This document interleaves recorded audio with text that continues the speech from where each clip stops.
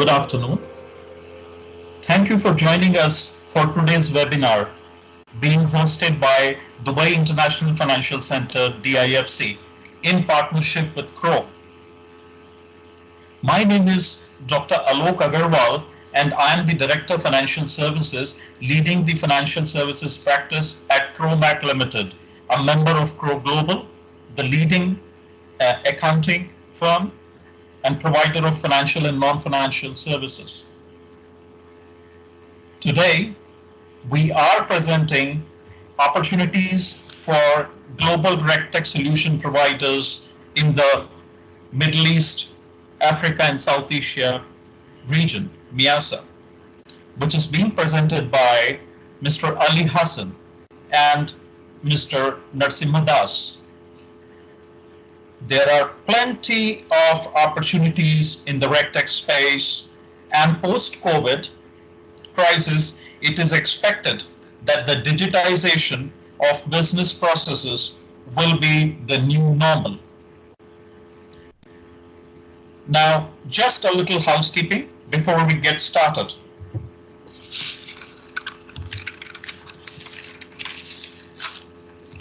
Kindly note that the session is being recorded. Secondly, all the participants will be placed on mute as they join, and just to ensure that there is no background interference. Kindly note, if the participants wish to ask a question, they should type in the question in the chat function on the platform. The chat function will be monitored by DIFC, and the participants who suggest a question will be asked to unmute themselves after they speak their question. Now, without further ado, we will turn over to our first presenter today, Mr. Ali Hassan. Mr. Ali Hassan, he's the Senior Representative for Europe and North America at the DIFC Authority. Mr. Hassan brings vast regulatory knowledge and commercial experience to his position at the DIFC Authority, having supervised and authorized a diverse range of businesses, including exchanges, trading platforms, wealth management, investment banking, and brokerage operations, with vast experience in the UK, Europe, and the Middle East. Today, he will be speaking on the DIFC ecosystem, the opportunities for global tech firms, and DIFC's continued support in driving the future of finance. So, over to Mr. Ali Hassan. Thank you, Alok, for that very kind introduction, and welcome everybody. Thank you for making time. Ramadan Kareem. And first of all, I hope you and your families are safe and well in these challenging times. Obviously, health and well-being remains a priority for everyone. I agree with Alok's introductory remarks around technology. We are seeing, we are here today in a webinar, and we're seeing tremendous uptake of technology throughout businesses. And this is not going to change as business goes forward. As Alok mentioned, the new normal, where people will be much more focused, I think, on efficiency, resilience, and better customer engagement. And we'll touch upon some of those aspects as we focus today on RecTech. I think a good place to start, because there has been so much volatility and there is so much uncertainty, a good place to start is to look at the fundamentals, the market fundamentals of the Miaza opportunity. Now with COVID-19, is it still right to look at the region as diversifying? I think absolutely it is. The outcome of COVID, and it will pass, but the outcome, in my view, will be a greater acceleration of diversification, particularly in the GCC. I think the growth aspect also remains true. The IMF, for example, has already indicated that India will grow at 7% in 2021. And the Bank of England actually today has indicated that whilst 2020 will be difficult, growth will return strongly in 2021. So I think there's a consensus that growth story remains in place. The demographics of the region are very, very supportive. You have 40% of the population under the age of 25.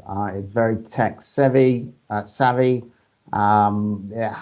region has, the GCC in fact, has a 70% penetration in terms of smartphone usage, which is 21% higher than Europe. And there's a great mix in that demographics around, the very wealthy and the sophisticated needs of the very wealthy, and those at the other end of the economic spectrum that need greater access to banking, greater access to basic insurance, which would make a great difference to their lives. And so those are opportunities that will drive the adoption of technology to bring those types of solutions. And in terms of the infrastructure, well, Dubai has been diversifying for decades and has developed the hard and soft infrastructure to support businesses, and it will continue to do so. So if we see the fundamentals, the market fundamentals remaining in place, then it's reasonable to suggest that the above trend or above average growth rates, economic growth rates that we've seen in the past over the last 2 decades will continue in that Miaza region. So above the global average and certainly above the OECD average as well. And that economic growth has driven an increase, a corresponding increase in financial services, as that economic growth requires financing, as that economic growth generates wealth. And we see actually that COVID will also generate some certain short-term opportunities, particularly in investment banking. So this year, really, in investment banking, and we've already seen investment banks build out their restructuring teams. We've seen an announcement, I think yesterday or the day before, of Houlihan Lokey, which is based in the DIFC, a US niche investment bank, being taken on by the Bin Laden group in Saudi for debt restructuring, and we'll see more of that. Turning to FinTech, a similar story there in terms of the growth of investment. So global investors are seeing the opportunities in tech, and you're getting above average increases in capital that's allocated to MENA and the UAE, albeit from a smaller base, but that's a positive trend over the last 5 years. And we see that continuing because basically I think the Miaza region as a whole is relatively underpenetrated, but there's relatively high demand because the transactional costs in many areas are higher, and we'll touch upon that in relation to KYC later on. So sources of capital have been across the board, of course, sovereign wealth money, but venture capital, private capital, and private equity completes the mix.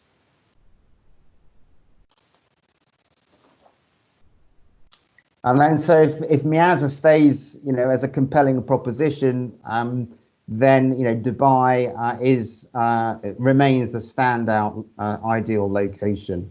It has, excuse me, it has a strategic location in terms of trade between so the East Asia through to India, Middle East, Africa, and back out to Europe. And of course, the links with India are very, very strong. Second largest trading partner, 40,000 Indian-owned companies in the UAE. And indeed, the population of the UAE is composed of 42% of Indian origin.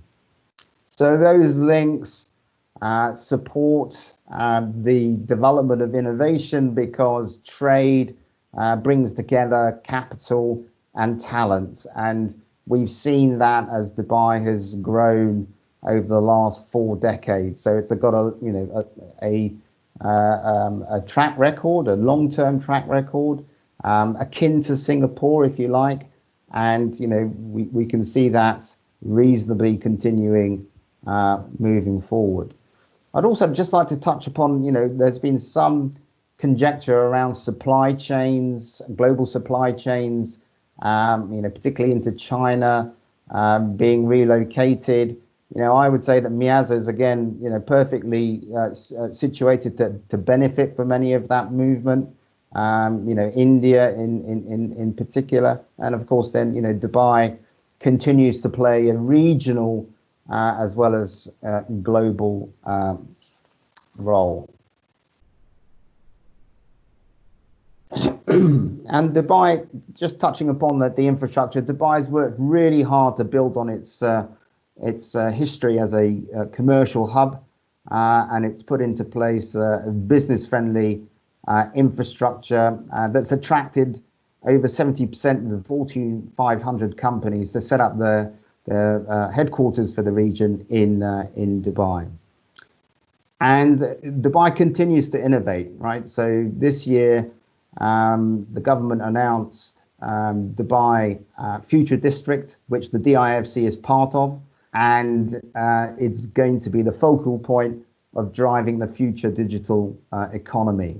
So within that zone, there are accelerators, incubators, and the aim is to attract innovators across the sectors. So yes, financial services, but also logistics, healthcare, tourism, and aviation. So the city is not resting on its laurels.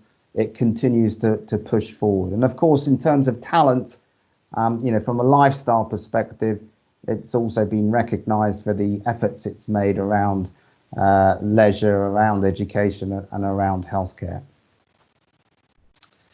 Now, turning more towards FinTech again, just some numbers here, just to indicate that how the growth has occurred thus far in the region, and quite clearly, Dubai and the UAE is a significant location for FinTechs when they're looking at the opportunities in the region. And in fact, the DIFC is now at 150 plus tech companies sitting in the center, and we'll touch upon that ecosystem in a moment. So it's substantial, it's growing, and it's and Dubai and DIFC in particular has a prominent position.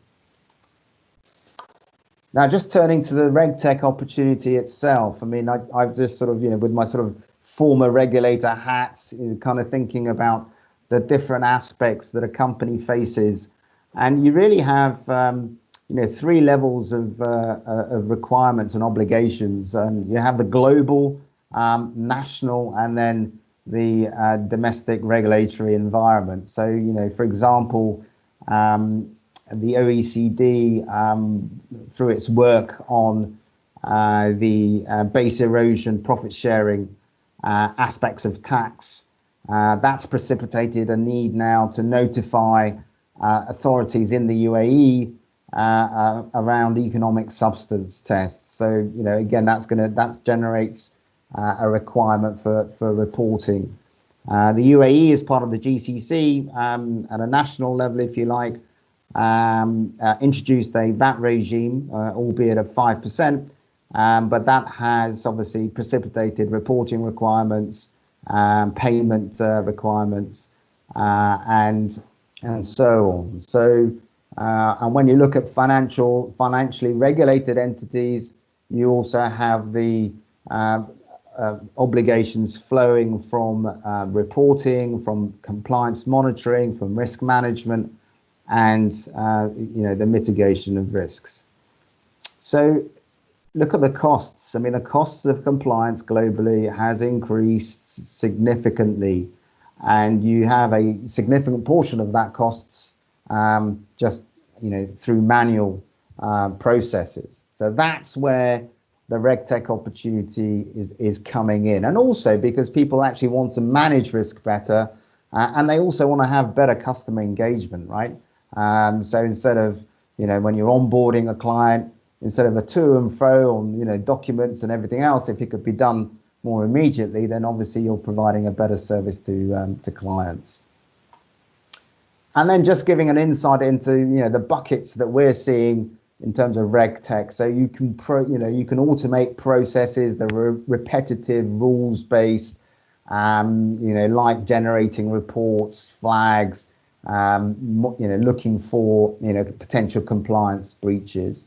You can then also use data to drive more intelligent insight to shorten particular processes. So as I mentioned, using digital ID as a form of verification rather than looking for physical documents the whole time. And then thirdly, the use of platforms, right? So it could be cloud, it could be blockchain, and indeed blockchain, and we'll touch upon this in a moment, is being used to facilitate eKYC.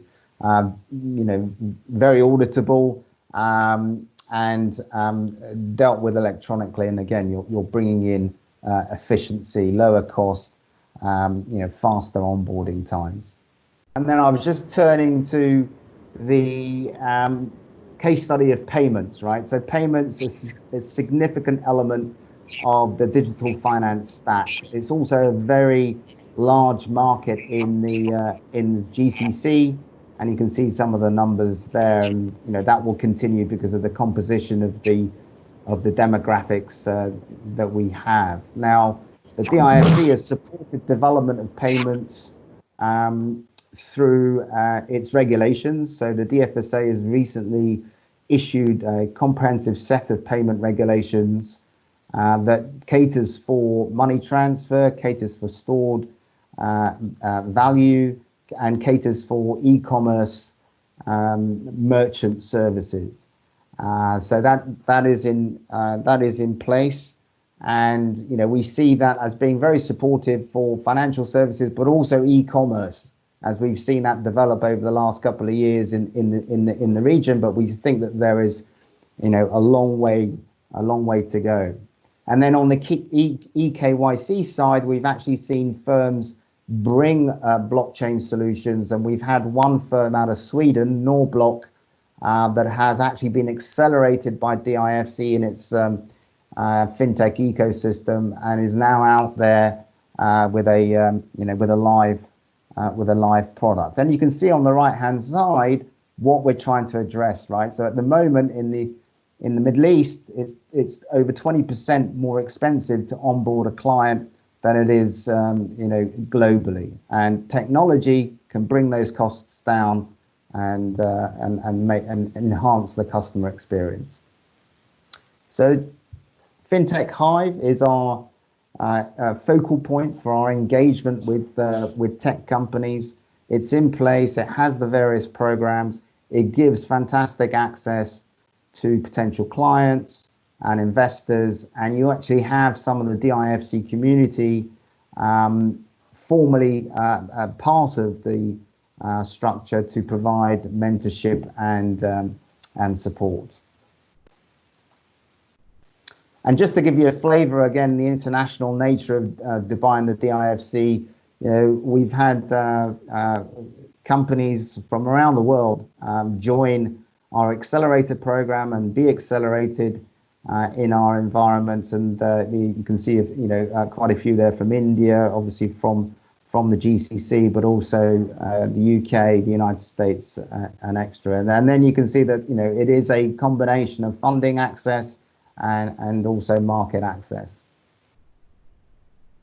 And of all of that, so FinTech Hive is very much part of the DIFC, and the DIFC over the last 15 years has very much established itself as the international largest financial services and professional services center in the region, operating to international standards. All of the growth has been organic. It's we have our independent bodies in the DIFC, the regulator is independent, and all the growth that's happened has been generated by the market itself. It is in place in line with international standards. And I'll leave it at that. And thank you for your attention. And I'll be very happy to participate in questions, at the appropriate time.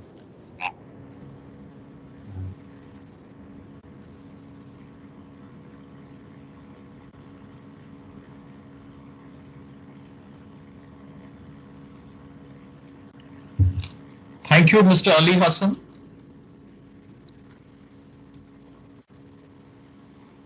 We will go ahead and take some questions. Just a reminder to everyone, please be sure to type your questions within the chat box of the control panel. It looks like we have a few questions. Yes, I have a question, Ali, from Mr. Manish Srivastava, and the question is, ease of doing business being why impacted and ranking is low?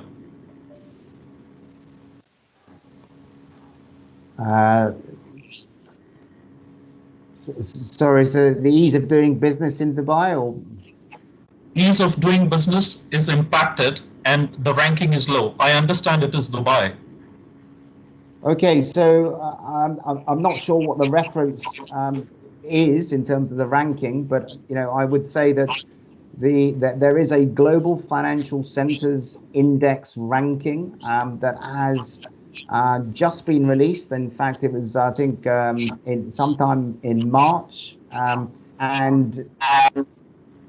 Dubai and the DIFC was ranked 12th in the world. Number one in Miaza, number one in GCC by quite some way. So listen, everywhere is having some challenging times, but I think that there is a recognition of what Dubai and DIFC has done. Continues to be relatively, in terms of international standards, up there with the notable jurisdictions. Any other questions? I believe, Ali, there are no more questions. So thank you for responding to the questions. Thank you. So now, without further ado, we will turn the time over to Mr. Narasimha Das. Mr. Das, he is the Associate Partner at Crowe Limited, DIFC office. He is our second presenter for today, and he has more than 36 years of experience in the compliance and risk consulting practice, focusing on regulatory compliance, corporate governance, AML, CFT, legal, regulatory risk management, mergers and acquisitions, IT products and tools development, project planning and management. Today, he will speak on DIFC ecosystem,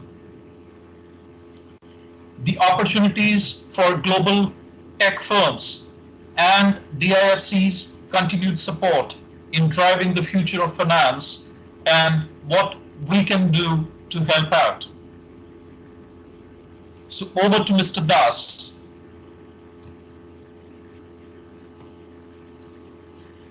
Thank you, Alok. Good afternoon, Ramadan Kareem. Today, on account of the COVID crisis, there is a lot of expectation that going forward, the RecTech solutions, cloud-based solutions are going to play a very lead role in terms of doing business. This was actually anticipated in earlier also, that going forward, the digitalization is going to be the future and the business processes will be governed by this or assisted by all these digitalization processes. But on account of this COVID crisis, in fact, this got accelerated and this has become an absolute necessity to be the integral part of the business. Now, before I proceed further, let me share my slides.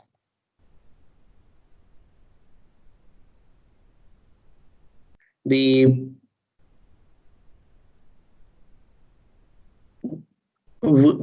are basically accounting, auditing, risk consulting, compliance, and professional services firm. We have been in DIFC since 2006, and we provide a very wide range of services. We also provide outsourced finance officer, risk officer, compliance officer, money laundering reporting, company secretary, and a wide range of outsourced services as well. The reason as to why I had to mention this is that this experience of more than 1.5 decades gave us, in fact, a deep insight into a variety of client requirements, business needs, because we assist clients from setting up the business, and then from then on we keep on providing professional services. In fact, we also assist in winding up businesses if a particular business wants to wind up for any business or strategic reasons. So virtually we provide end-to-end services. So this gives us the advantage of a deep understanding of client needs. So with that background, let us try to look into the various developments.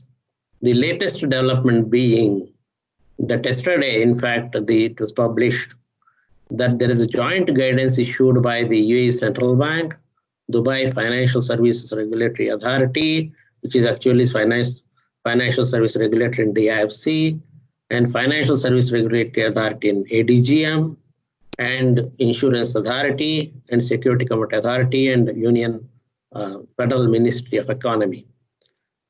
The guidance actually talks about the regulatory compliance during this COVID and post-COVID, particularly in the AML and financial crime aspects.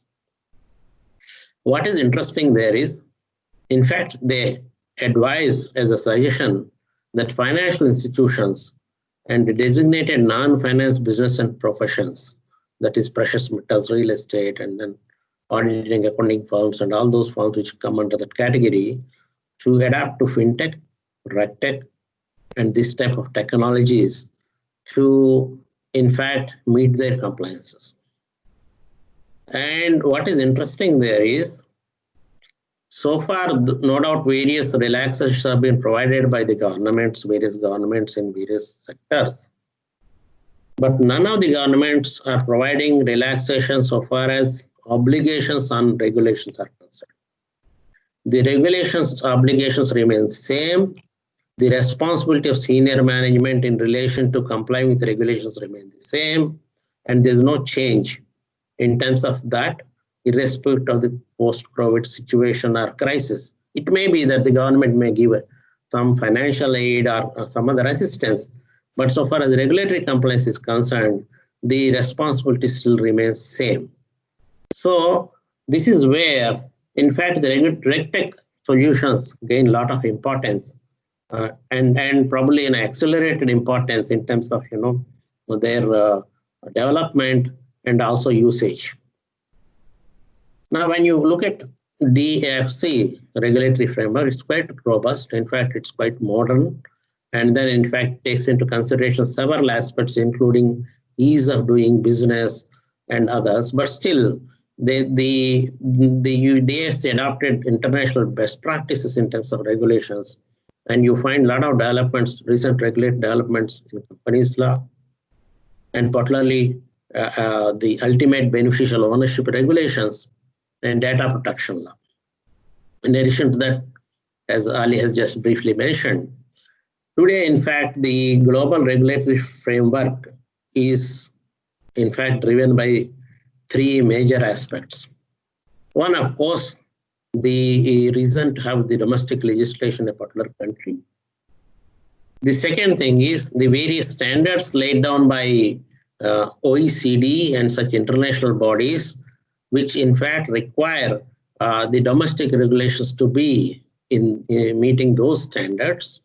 In addition to that, the extraterritorial legislation of certain countries, particularly United States or perhaps UK Bribery Act and other things, also compel or rather,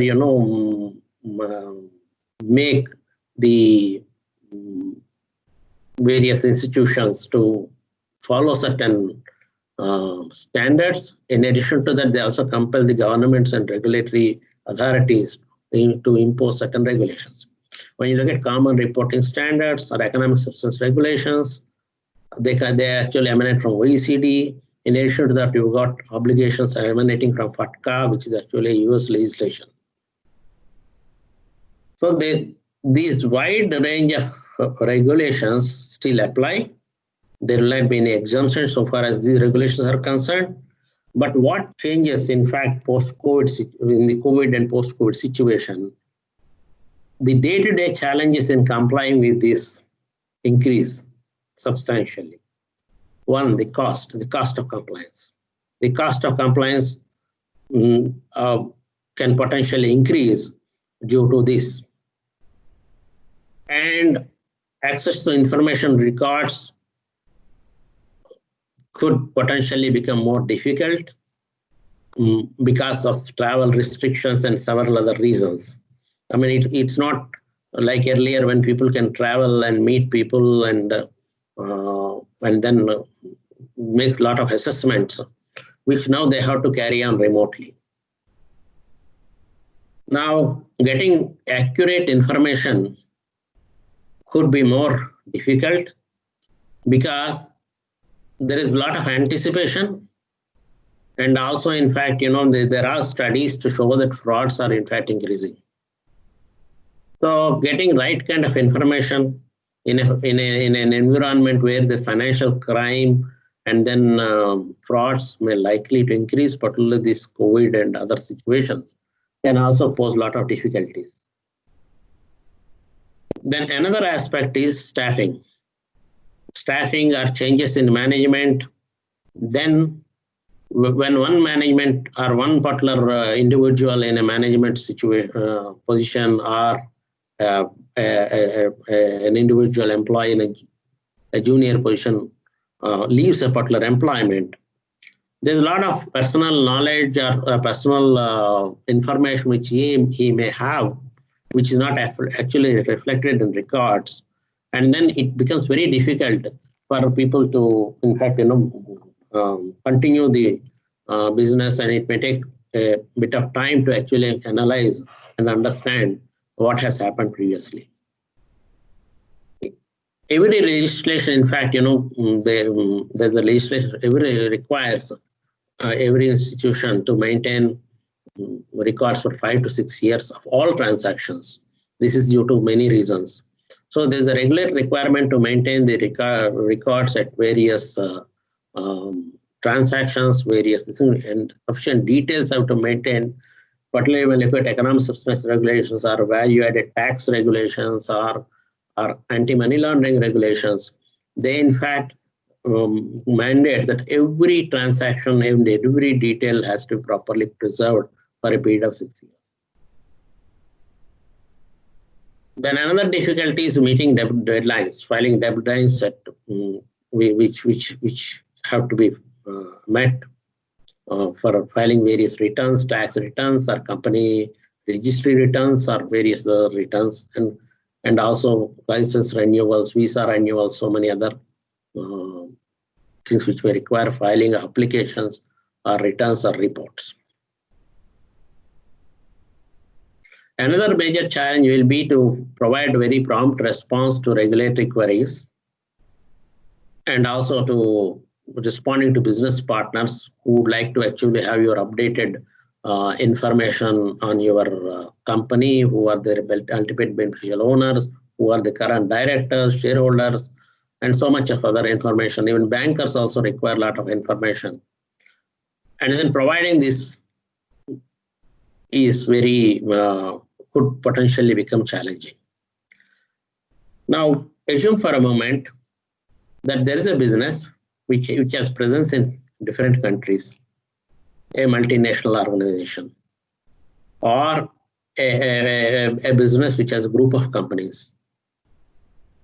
These companies or entities are located in different jurisdictions. Typically, what happens in all these group companies or group of organizations, there will be one central location where there will be some compliance officer or a finance officer or risk officer or HR who is responsible for to ensure that various regulatory compliances across the organizations are met. Each jurisdiction will have its own peculiarities and its own filing deadlines, and then different types of regulatory requirements may apply in different jurisdictions. In a particular jurisdiction, there may be an income tax return which may need to be filed, whereas if you take Dubai, there may not be a return, there may not be a requirement of filing income tax return. So these are going to be much more difficult on account of the various post-COVID challenges that are being anticipated. So now it became necessary for every entity to go for a cloud-based solution. A cloud-based solution should be simple. Once again, cost is a major factor in the sense that in a post-COVID situation, none of the entities would like to invest heavily on the technology.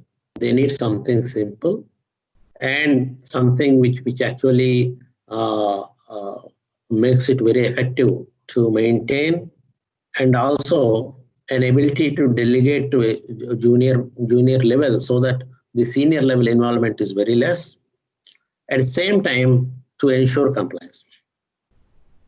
In fact, we have, even prior to this COVID situation itself, we had this thought process that going forward, the regulatory requirements and all these things may require a cloud-based solution. We started developing. And it so coincided that we just completed the development and then this COVID situation has come. We have developed one particular tool, what we call it as Crowe Assist. This particular solution we have developed on Microsoft Azure. This solution actually allows a lot of these compliance-related issues to be streamlined, and then it puts, in fact, the one individual in control of compliance requirements of several companies very easily, and the monitoring becomes much more easier. Now I'll just take you through very, very, very basic features of this particular solution what we have developed. Now, as I said, there are multiple challenges. One particular challenge will be company information. Today, when you look at the regulatory enhancements, the company information requirements are growing and growing. In the sense that now today, every company is required to maintain a record relating to who their ultimate beneficial owners are, and then who are their group companies, and who are the directors, their addresses, their passport numbers, and a huge amount of details. In addition to the other signatory, the current board of directors. And this company information is generally not static in the sense that there may be change in board of directors, or there may be change in a shareholder or an ultimate beneficial owner, and necessarily this would require a frequent updation, and also similar updation happening with the corresponding company registry. It keeps on happening, it's a continuous process. Suppose assume for a moment that a group has about 10 to 20 companies. then it's a regular process that should happen in addition to filing various returns. That is where the service request feature comes in, where in fact all these requests from various departments or various requirements can be processed through in terms of raising a request. Well, the moment a request is raised, it gets a number and its status is tracked. And then whoever is the service provider, it may be an internal provider who's actually interacting with those type of services, or it could be an external service provider like us. So it becomes easy for interaction because it has got this particular tool has an access to the client and as well as access at the service provider end. So the entire service request related feature, in fact, provides a complete tracking mechanism and also two-way communication, so that the entire process is much easier when compared to the traditional emails. The other requirement is meetings. The meetings, scheduling the meetings, agenda, and then circulating the minutes of the meeting, signing of the meetings online. All these features have been incorporated. The minutes of the meeting can be finalized, and then all these things have been streamlined into a very, very simple solution. This is one particular feature that appears here. And another thing, as I said, record retention is a big important issue in a regulatory thing, and there's a record retention feature here. The records can be saved in folders and they can be numbered just like the traditional way of numbering or naming. And the folders can have passwords also, in the sense that suppose one particular department, like the finance department, would not like other departments to not to have a look at certain records, they can as well put a folder which has a feature to save with a password. And there's a compliance calendar feature. The compliance calendar feature, in fact, provide you can have all the dates, not only the regulatory return dates, even internal dates, or even in cases professional licenses renewals and so many other things. Everything can be captured, and then this has a feature of actually generating automatic alerts to the relevant people depending on how it is required, so that everybody will get an alert, a prompt notification, depending on how it is configured.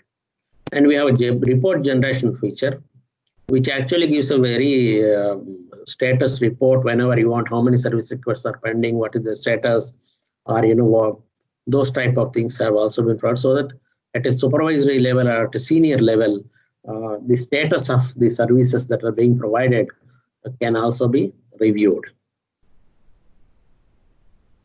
So we have built in a lot of features into it. It is on Azure platform, Microsoft Azure platform, that gives actually the costs can be managed in the sense that depending on the usage, the Azure billing will be there. So that gives a lot of flexibility, and it is suitable for all types of companies, small, medium, large, group companies. And then it's a highly flexible tool what we built in. And then it actually, as I said, scheduling meetings and approval of minutes online. And like that, there are several features we have been, these all features have been built based on our practical experience. The difference here is that we are not basically an IT company. We are actually a professional service provider. We've been providing professional services for decades. So we have seen, in fact, a lot of practical aspects which need to be taken into consideration. The ease of using the tool, and also the various needs which may potentially come. So we have built all those features into a very, very simple, easily usable solution. So it's very user friendly. And then there'll be, there'll not be any business interruption, even if a personnel change also, just by changing the access details, or login details, the other person can access and see very easily what is the status. And we have a support desk here at our, this thing comprising at both advisory and IT people, so that you get at one this thing you can complete advice as well, in addition to the IT support. So we got a regular help desk which works in normal working hours, and then we have got very easy way of following up. And we have added one more feature to it, a standard set of templates. These templates, in fact, allow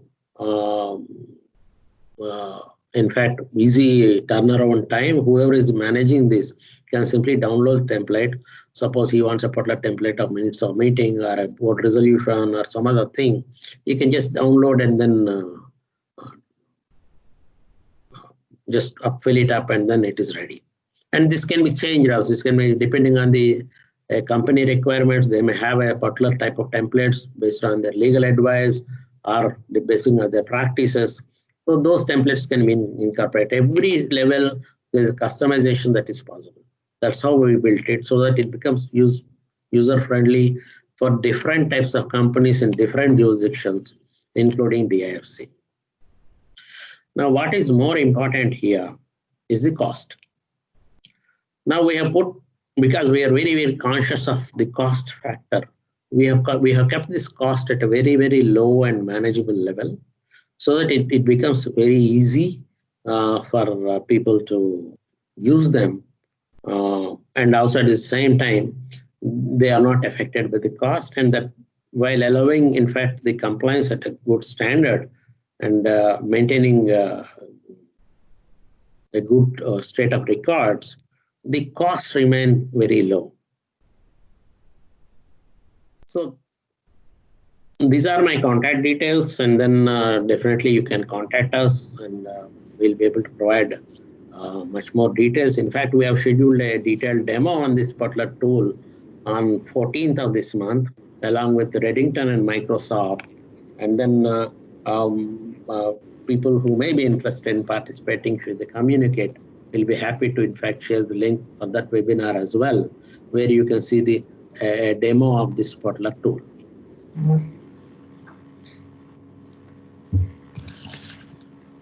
Thank you, Mr. Das. We will go ahead and take some time for questions now. Just a quick reminder for everyone, please type your questions in the chat box in your control panel.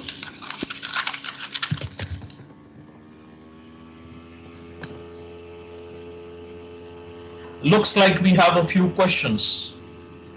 The first question, Mr. Das, it is, due to COVID-19, business world is going on a digital platform for day-to-day communication. How important for the organization is to take necessary covers under insurance of the data privacy? And the question says the impact challenges, cost increase. Number 2, technical expertise for the covered opted under insurance. And number 3, data security. So what are your thoughts? That's a good question. Insurance is to cover a risk. Insurance is a kind of an indemnity that in the event of a loss occurring due to a particular event, the insurance company will in fact reimburse that particular loss. But there's one particular aspect which becomes much more important in the post-COVID situation, considering the costs, that an assessment of the operational risks have to be done. It is not as though every time you should have $1 million policy. It depends on the assessment you make. The assessment you make will become much more important in terms of the policy coverage. Where, for example, your data processing doesn't involve leaving of a particular information outside DIFC or outside your office. It is just only employee-related information, only for HR purpose. And assume for a moment there is no personal sensitive information which requires higher protection under data protection laws. then the risk of a suit being filed for any operational negligence is less. So the insurance coverage or insurance value can be less. It need not necessarily be $1 million. It could be less.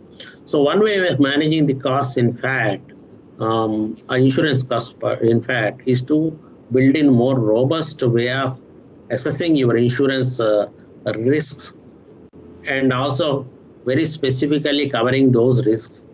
In addition to, of course, negotiating for the best price that is possible under this. Yeah. Now, so far as data security, so far as the cloud-based solutions are concerned, now take for example Microsoft Azure or all other tools. In fact, they do have a certain protection built in, which are a fairly good standard. In addition to that, obviously, you will also have certain protections built in every computer relating to malware and all these things that are there already. In addition, so far as our tool is concerned, in fact, we are taking expert guidance in terms of ensuring that there is enough protection that is available so far as our tool is concerned. I hope I answered the question, or anything, Mr. Parminder, you would like to discuss? I mean, maybe I can just add a few words as well. I mean, I think it's very important, to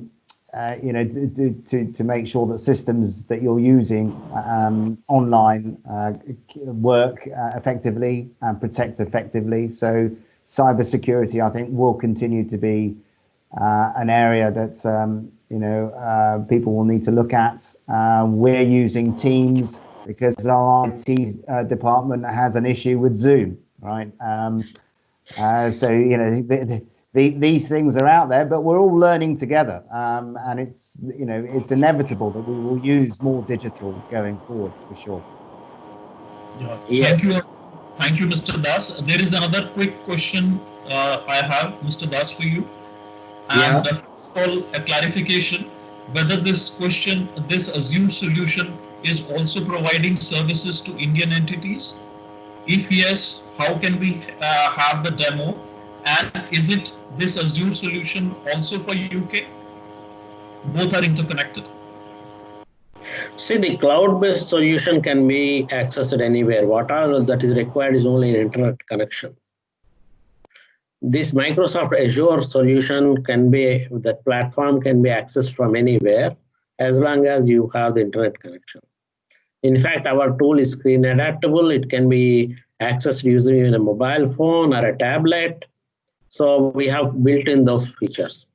And so far as demo is concerned, definitely we welcome you. In fact, as I said, on May 14th, we have scheduled a more elaborate session on this particular tool along with Microsoft and our technology partner Reddington. And then definitely on that, we have scheduled about half an hour demo also, where you can have a good look at the tool.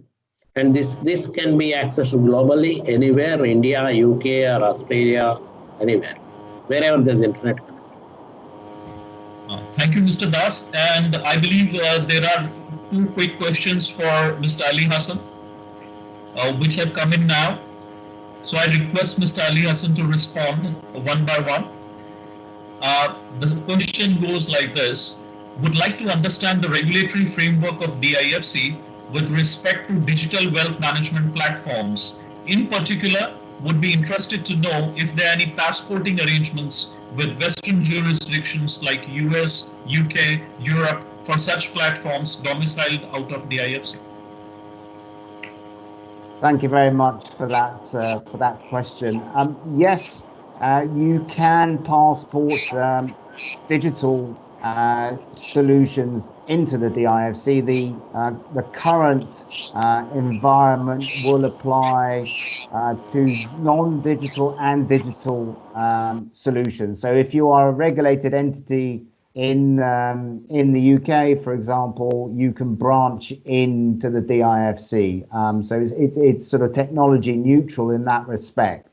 There may be if you are innovating in a particular area that hasn't currently have regulations applicable to it, we also have the sandbox route where the DFSA allows you to come in and test out a particular solution with lower regulatory requirements for that sort of testing period. So yes, the DIFC can take solutions from other jurisdictions, and I'd be happy to talk in more detail offline.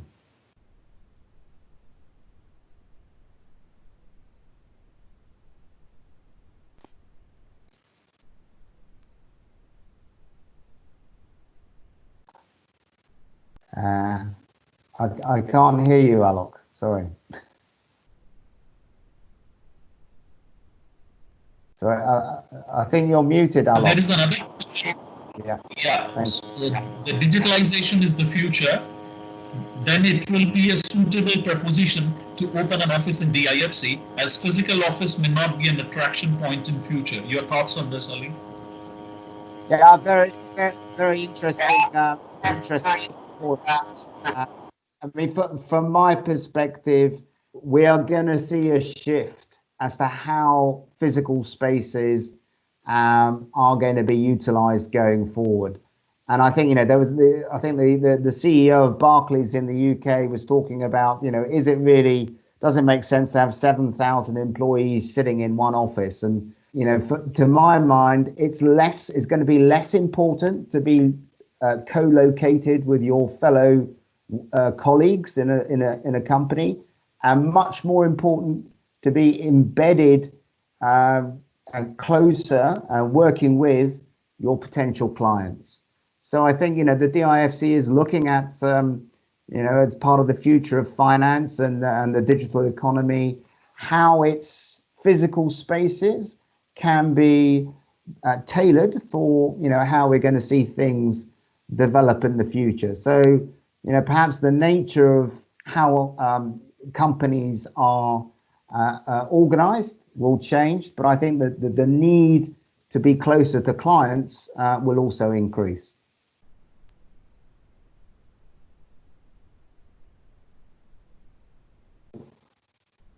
Sorry, Alok, I think you're muted, Alok.